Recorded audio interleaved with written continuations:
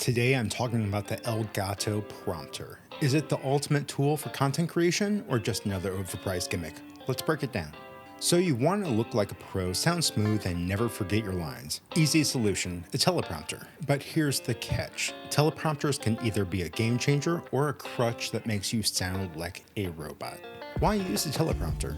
Let's be real for a minute. Talking on camera can be awkward. You either stumble over your words like you're reading a bad high school essay, forget what you were saying mid-sentence and stare blankly into the abyss, or you ramble until your 10-minute script turns into a 30-minute monologue. Teleprompters solve that, kind of. If you use them right, you look polished and professional. If you use them wrong, you sound like a hostage reading a ransom note.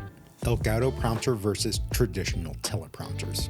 Most teleprompters work like this. You slap your phone or tablet on it, you mirror your script on cheap plastic or glass, and then you struggle with apps that either lag, freeze, or require a second person to scroll for you. That's the old school way. The Elgato prompter is trying to be the modern, creator-friendly version. So what makes the Elgato prompter different? It has a built-in display, no need to use your phone, no more cheap tablet setups.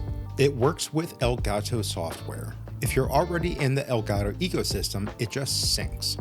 You can easily use your Stream Deck to control the prompter as well. It is USB-C powered, no weird power adapters, and just one cable for power and display. It's compact and lightweight. It doesn't take up a lot of space like some bigger teleprompters do. But of course, it's not all sunshine and perfectly timed scripts. The downsides of using a teleprompter. Here's where things get tricky. Sounding too rehearsed. If you don't practice, you end up looking stiff like you're auditioning for a news anchor job that you didn't actually want. Limited eye movement. If the prompter is too big, viewers can tell your eyes are darting back and forth. Too small, and you can look robotic. Learning curve. Even with a high-end prompter, it takes time to make it look natural. Now, specific to the Elgato prompter, pricey. Not the most expensive, but definitely not cheap. $279 at the time of recording. It is software dependent for the most part. It's great if you're deep in the Elgato world, annoying if you're not. It will identify as another monitor, so you can use other programs or websites. It's not ideal for larger cameras. It works best with webcams, phones, and smaller setups. DSLR and mirrorless users with larger lenses may have fitment issues. So who should and shouldn't use the Elgato prompter? Solo content creators who want to streamline their workflow, streamers and YouTubers using webcams, or smaller cameras who want to maintain eye contact. And next, people who are familiar with the Elgato ecosystem and who might want to skip out. Filmmakers and high-end production setups, much better options exist. Budget creators, you can get a decent teleprompter for half the price or less. People who hate software reliance. You won't necessarily be locked into Elgato's ecosystem. However, for seamless integration, you will. Like I said, it will work standalone, but it plays much nicer with Elgato software. And you can use your Stream Deck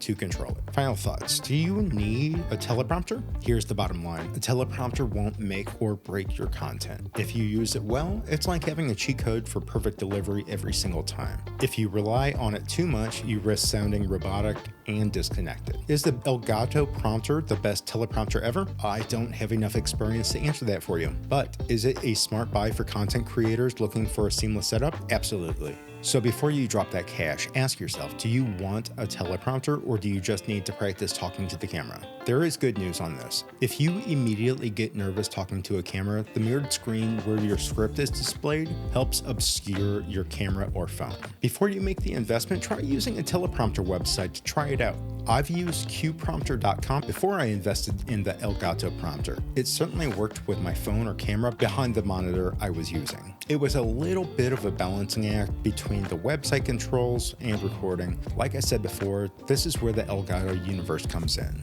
I have a profile on my Stream Deck to control the prompter speed, start, stop, previous chapter, and more. Let me know in the comments, do you use the teleprompter or do you just wing it and hope for the best? Or are you some magician that remembers your scripts all the time? If this video helped, go ahead and hit that like button for me. If you want to see more of my ill-informed YouTube journey, go ahead and hit subscribe. It doesn't cost anything and helps me out a ton. And let's keep calling out overhyped creator gear. Remember, I can't tell you what to do, but I can share my mistakes. See you in the next one.